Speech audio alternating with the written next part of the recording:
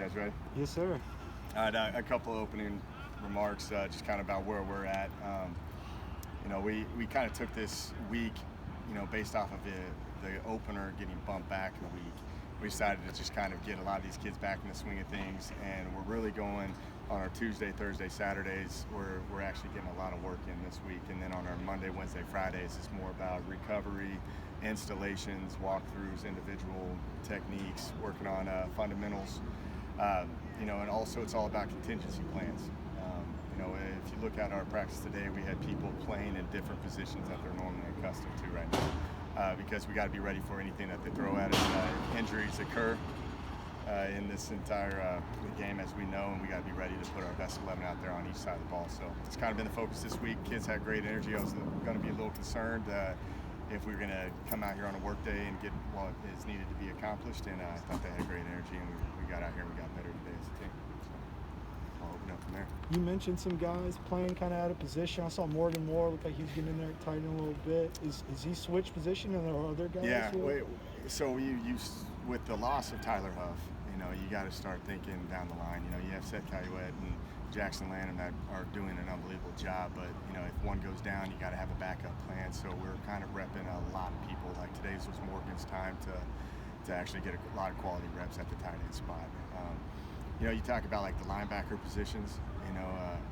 We're moving guys all around. Like they're playing because you have 4 spots and they're all different. So like Sione's been normally a box player, and we're moving him out. We had Braden Stringer at rush today, where he is kind of the outside linebacker rushing off the edge. So we're moving a lot of people around. Doing the same thing with offensive line. Multiple centers are going in right now, just because we had Reese. Ended up sitting out a little bit at the beginning of fall camp. So you had Tate Heitmeyer ran a lot at center, but then we also had Russell Baker running center and Eddie Rivas, and just a lot of different options. So that's I think the true key to playing football is that injuries will occur, and can you keep the same momentum that you currently had with the initial starters when you start moving positions around, and that's what we're trying to accomplish right now. Coach, who are some of the guys that you're trying to get back into the swing of things? Waydell Jones, who is a receiver that transferred in, he has a hamstring injury. Reese Jordan was one that set out earlier. Got a lot of soft tissue injuries, like Torrey Spears was kind of banged up at the beginning of fall camp, and now he's out there running a lot, block the kick today. There's K-Dot was out a little bit, Blake Aragon was out a little bit, so it's they weren't getting the full fall camp like most of them did. So we're getting them quality reps, and I'm calling plays that they haven't ran yet. So sometimes it's not the right scenario to run them in this situation, but we're still throwing them in these spots just so they can get out there and they can see it and actually run through it and have a visualization of it all. But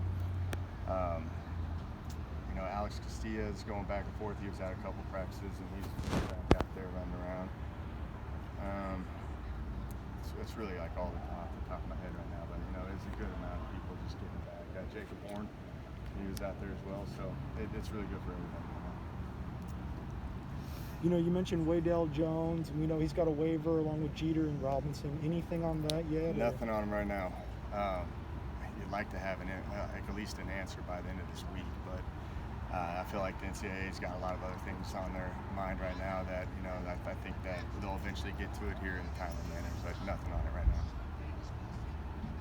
Coach, after a pretty lively scrimmage on Saturday, it looked like all the players' legs are underneath them today. So that's got to be a good sign to know that your system, what you're doing, and scheduling-wise, is working. It is, yeah. They were pretty fresh and had some energy today. They weren't tired. They got some sleep over the weekend. A lot of recovery on Sunday, and yesterday was a light technical practice.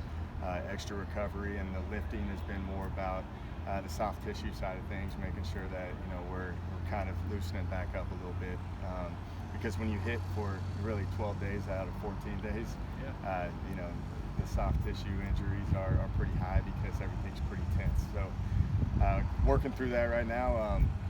Put the work day in today, and then they'll have a recovery day tomorrow, and then we'll have a work day on Thursday and recovery on Friday, and then work on Saturday, and then it's mock week, which will really get our legs back underneath us then. you were saying on Saturday you were wanting to kind of solidify the depth chart a little more on Sunday.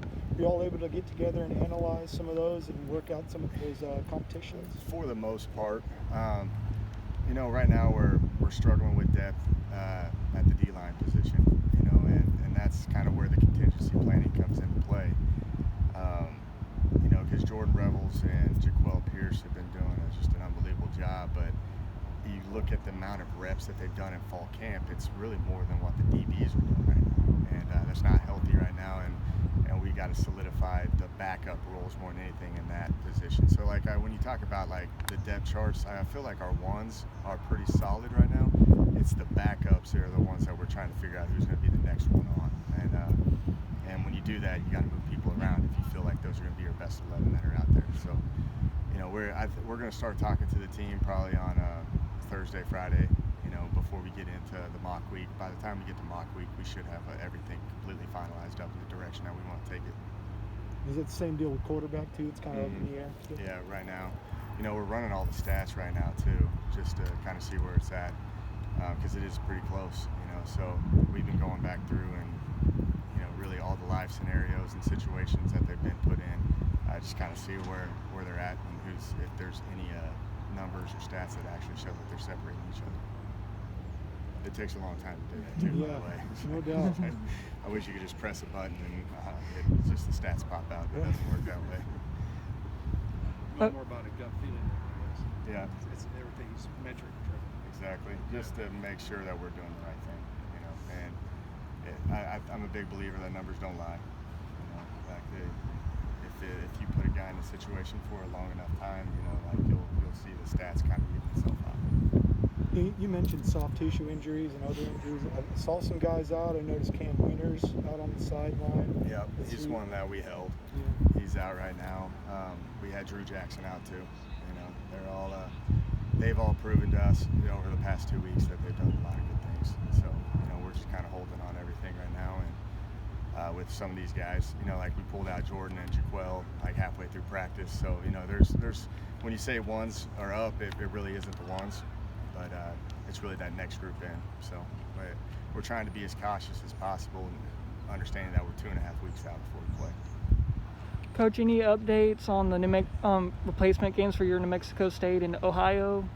Not yet. I know we're trying to fill 12. That's what we want to do. That's what our conference is doing right now. Everybody is trying to fill 12. So you're going to see a lot of different schedule announcements, not just with our team, but with everybody's team here. Once you can solidify it up. But the issue is that there's 75 teams that are playing right now, and all the conference games are pretty much solidified and set. You got to find ways to make it work, and that gets the tricky part of the scheduling right now. But our plans is to fill 12 right now. Well, thank you. Good. Appreciate you, Coach. Appreciate you guys.